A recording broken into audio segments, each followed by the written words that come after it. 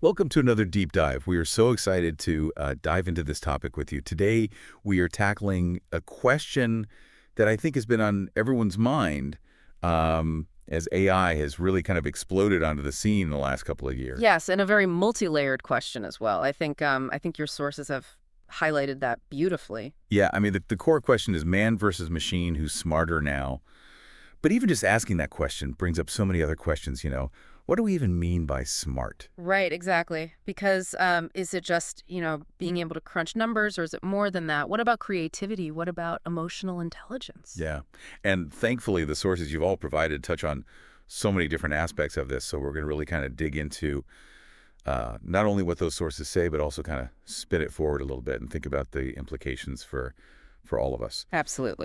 So to kick things off, I think we need to kind of start with that fundamental question. Like when we say smart, when we're comparing humans and machines, what are we even talking about? Yeah, it's not as simple as just saying, well, who has the higher IQ, Yeah, right? Because your sources point out that intelligence actually encompasses a whole bunch of different things. Like, we've got things like logical reasoning, which is of course important, sure. but there's also creativity, emotional intelligence, and even things like intuition. So it's a very complex concept. And one of the things that really struck me going through the material you guys sent uh, was this one article that talked about how AI can solve complex equations, like at speeds that we can't even fathom, right? Oh yeah, I mean it's mind-boggling how quickly AI can process information these days. But then you've got another article in there that asks, okay, so it can do that, but can it write a poem that makes you cry? Can it offer comfort to someone who's grieving? Right. Can it understand those really deep, complex human And emotions? and and that's where it seems like there's still a big gap, right? Yeah, yeah. I mean, your sources definitely highlight this idea that machines are amazing at those kind of very specific tasks like calculations, data processing, pattern recognition. And when it comes to the more nuanced aspects of human intelligence, things like empathy, creativity, the ability to adapt to unexpected situations, that's where humans still seem to have an edge. So then that makes you wonder, like, how do we even get to this point where machines are so good at those things? Well, if we take a look back at the history of AI, and your sources trace this out quite beautifully, I think. Yeah. We've seen some really key milestones along the way, and I think it's fair to say that that moment back in 1997 when IBM's Deep Blue beat Garry Kasparov at chess, that was kind of a watershed moment. It was, and I remember that. I was Yeah. I was pretty young, but I remember that. And even as a young person, you knew that something had shifted. Yes, definitely. It kind of signaled this, this new era where machines were starting to outperform humans in areas that we previously thought were uniquely human, right? Right. Strategic thinking, complex decision making. And then you jump forward a few years, and you've got AlphaGo defeating uh, a top Go player in 2016. I mean, Go is a game with way more possible moves than chess. So Yeah. that was just another huge leap forward. Absolutely. And it really showed how far AI had come in terms of being able to learn and adapt and make decisions in these incredibly complex environments. And now we've got things like, GPT-4, which is Yeah. being talked about everywhere. And it's writing code, it's composing music, it's generating art. I mean, even helping with medical diagnoses. It really is remarkable how rapidly AI has advanced. And your sources make it clear that in those specific areas, machines are now exceeding human capabilities. So if we're keeping score here, it sounds like at least in some areas, machines are pulling ahead. Yeah. But this is where things get really interesting because a lot of your sources also pose this question. Are these machines truly understanding the tasks that they're performing? Right. Or are they just incredibly sophisticated mimics of understanding? Yeah, and that's a really crucial distinction, isn't it?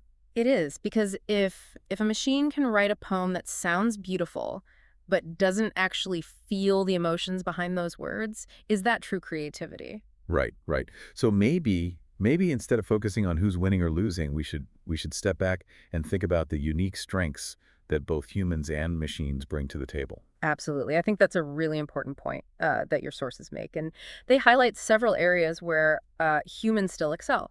Like what? Well, for example, humans are incredibly adaptable. We can Yeah. learn from our experiences, we can adjust to new situations, we can think on our feet, and that's something that current AI still struggles with. Yeah, yeah. I mean, I've definitely had those moments where, my computer just completely freezes because it doesn't know what to do with the situation that's outside of its programming. Exactly. And then there's, our capacity for moral judgment. Yeah. Humans have this complex system of values and ethics that informs our decision making. And Yeah. again, that's something that's very difficult to replicate in a machine. Yeah, and there's a great quote in one of these articles that says, "You can't code empathy." Right. And that really gets to the heart of one of the key differences between human and machine intelligence. Machines can process data and make calculations based on logic, but they don't experience emotions in the same way that we do. And that shapes our understanding of the world in a profound way.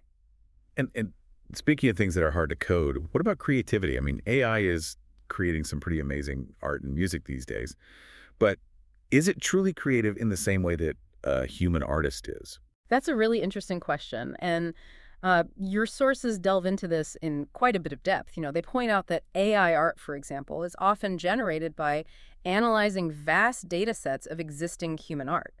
So, in a sense, it's building on what humans have already created. So it's more like a really sophisticated remix. In a way, yes. And while that can produce some very impressive results, it's not necessarily the same as that spark of original inspiration that we associate with human creativity.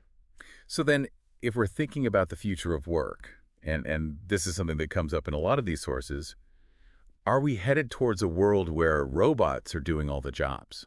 Well, I think it's important to remember that AI is already impacting the workplace in a number of ways. And yes, some jobs are being automated, Right, right. but it's not necessarily this doom and gloom scenario where all the jobs are going to disappear. With some new jobs are being created, right? Exactly. Your sources highlight this idea of augmentation rather than replacement. So, rather than thinking about AI as taking over jobs, maybe we should be thinking about how AI can help us do our jobs better. Yeah, yeah, like that Iron Man with Jarvis analogy that one article used. Right.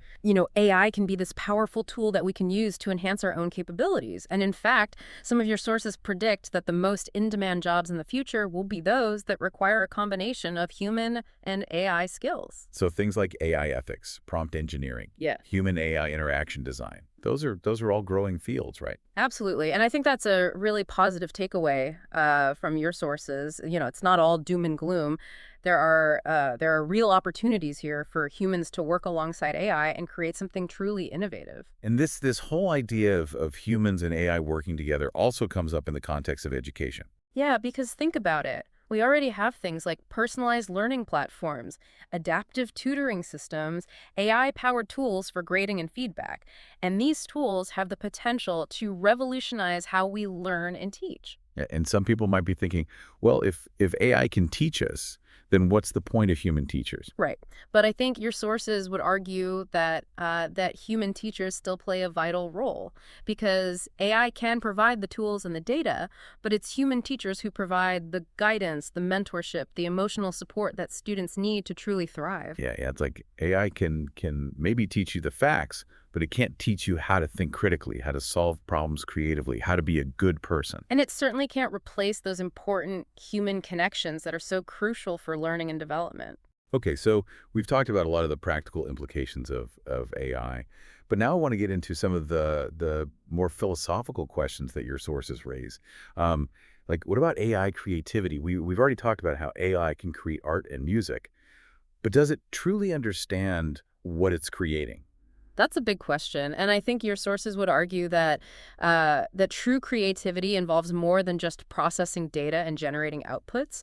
It involves things like intention, emotion, a sense of self, and those are things that machines don't currently possess. Yeah, yeah.